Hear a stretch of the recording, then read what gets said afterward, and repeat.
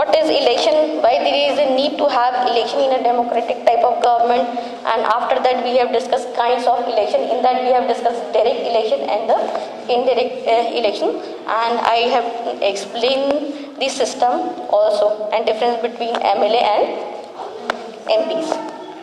After that we have discussed the merits and demerits, and just now I have explained about the difference between general elections, midterm elections and the by-election. And now we are going to start new topic which is related to your election commission.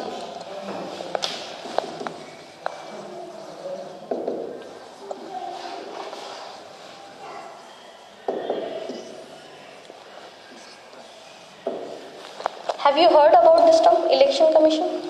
Ever? Yes, sir. Election commission. How you will define this term, election commission? You can say it is a kind of body, it is a kind of department which is responsible to conduct the election on fair basis. Okay? Like other departments are also there, so here also the election commission. Okay? In this there is a chief election commissioner. Chief election commissioner. He is the chief election commissioner, and he was or she was appointed by the President of India. Okay? And along this chief election commissioner, there are two more commissioners also who will help him to execute the function. Okay, two more commissioners are also there, and they are appointed by the President of India. Okay, can you tell me who is the current CEC, that who is the Chief Election Commissioner today, means of 2020? Find out. I know, but you have to find out.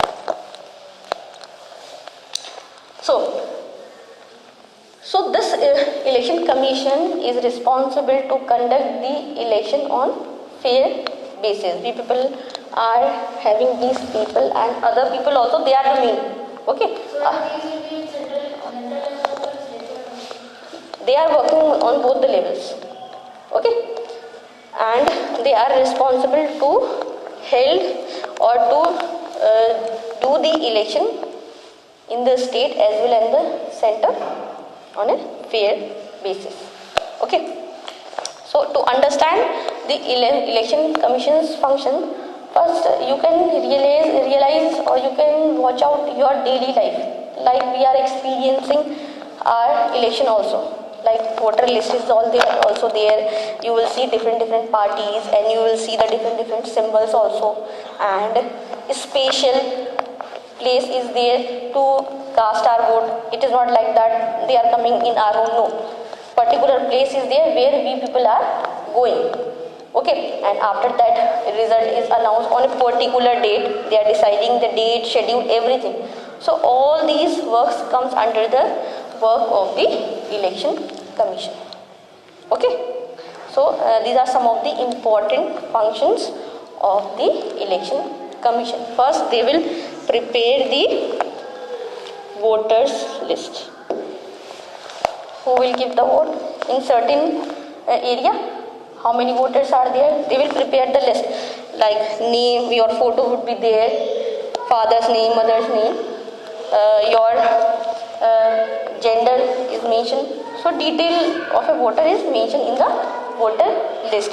After that, they will decide about the constituencies, means they will decide that in which area we will conduct this election, means they will find out the particular place where we can cast our vote as well.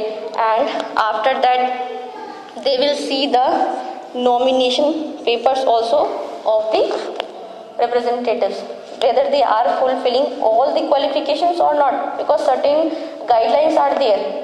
Are they fulfilling all these things? So according to that, they are doing scrutiny of all the nomination papers and decided that These are the people who are eligible to contest the election in the state or the central level.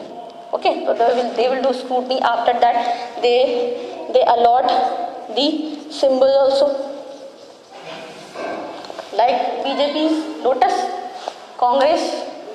They are allotting the different symbols also, and they are responsible to decide on which date these election will be there. Okay, and after that they will decide after the election on which date counting will be start, and after that we people are experiencing the result of that election. So all these works are related to the election commission. Okay, up till now things are clear. I think this chapter is quite important because this is present. We people are experiencing all these things. If we will not knowing all these things, it's difficult for us. So we have to understand the system of our government, how it is working. Okay. Now next topic is related to election campaign. Understood? After the procedure, representatives, they are doing campaign with the supporters. Give our votes. They will come with the manifesto portfolio that see the list. We will do this. They are doing their promises, and they are doing a lot of campaign to get or to win the confidence of the voters. So they are doing campaigns also.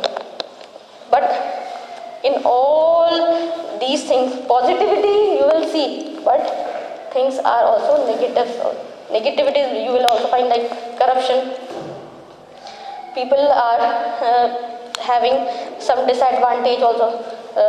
There are many parties who are having majority and they are having more power as compared to the independent parties and weak parties.